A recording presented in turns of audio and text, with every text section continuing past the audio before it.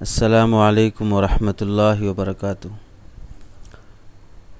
سب حضرات اچھی طرح جانتے ہیں کہ حالات بہت ہی ناقابل بیان ہوتے جا رہے ہیں۔ صحت کے مسئلے کافی دوچار ہو گئے۔ ان حالات میں سمجھ میں آ رہا ہے کہ صحت اللہ کی کتنی بڑی نعمت ہے۔ جوان، بوڑھے، بچے جن کے متعلق تصور بھی نہیں تھا، وہ لوگ بھی دنیا سے بہت خاموشی سے رخصت ہوتے جا رہے ہیں۔ ایک عام الحزن بن چکا ہے، غم کا سال بن چکا ہے۔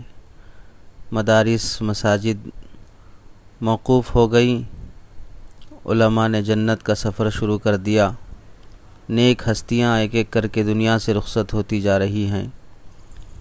ان حالات میں ہماری ذمہ داری اور بڑھ جاتی ہے کہ ہم پوری طرح اللہ کی طرف متوجہ ہوں۔ 4 کام ہمیں پوری زندگی میں کبھی نہیں چھوڑنی چاہیے۔ ان حالات میں تو خاص طور سے ان 4 چیزوں کا اہتمام بہت ضروری ہے۔ پہلی چیز، اللہ کا ذکر کرنا نہ چھوڑیں۔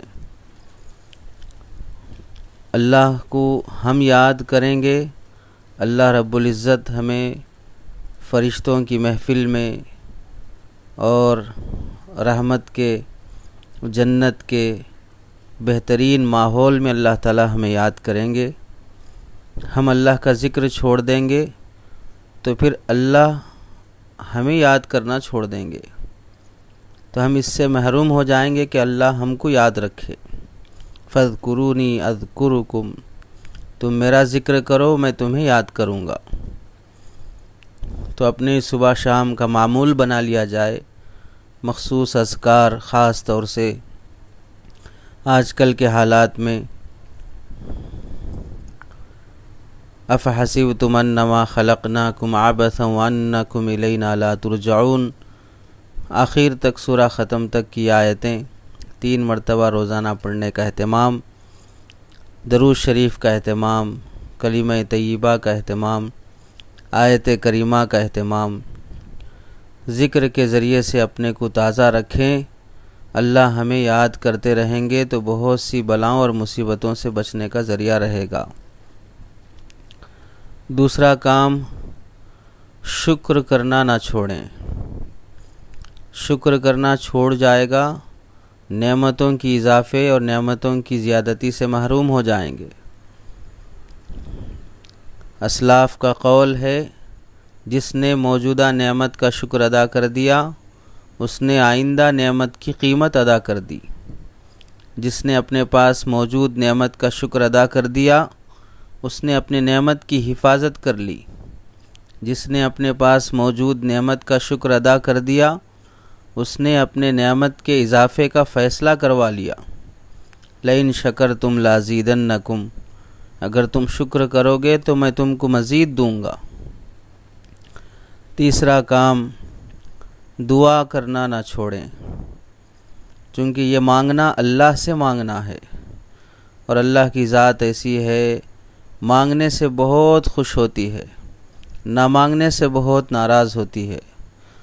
مانگنا ایک بہت بڑی توفیق ہے اللہ کی طرف سے۔ دعا کرنا چھوڑ دیں گے تو قبولیت سے محروم ہو جائیں گے۔ ادعونی استجب لکم، تم مجھے پکارو میں تمہاری دعا قبول کروں گا۔ قبولیت کا اظہار دنیا میں یا آخرت میں کہیں نہ کہیں ظاہر ہوگا۔ مانگنا نہ چھوڑیں، اپنی ذمہ داری پوری کریں۔ چلتے پھرتے، اٹھتے بیٹھتے، ہر چھوٹی بڑی نعمت، ہر چھوٹی چیز اللہ سے مانگیں، ہر چھوٹی چیز پر اللہ کا شکر ادا کریں۔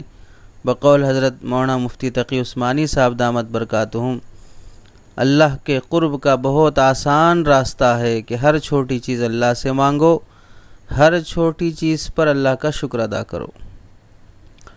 چوتھا کام، استغفار کرنا نہ چھوڑیں، معافی اللہ سے مانگیں۔ حالات بہت خراب ہوتے جا رہے ہیں، ہر وقت ہر لمحہ اللہ سے توبہ استغفار میں لگے رہیں۔ توبہ چھوٹ گئی تو نجات سے محروم ہو جائیں گے، وما کان اللہ معذبہم وہم یستغفرون، اللہ ان کو عذاب دینے والا نہیں ہے جب کہ وہ استغفار کرتے ہوں۔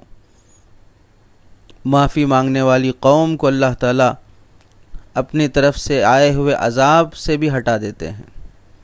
قوم یونس پر عذاب آنے والا قریب تھا، ان کے توبہ استغفار نے انہیں بچا لیا ہے۔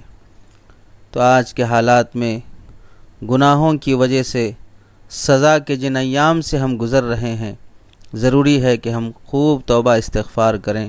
یہ 4 کام آدمی وقت نکال کر اپنی زندگی کا حصہ بنا لے، پھر اس کی برکتیں دیکھیں انشاءاللہ اللہ تعالیٰ کتنا نوازیں گے۔ اللہ ہم سب کو عمل کی توفیق عطا فرمائے۔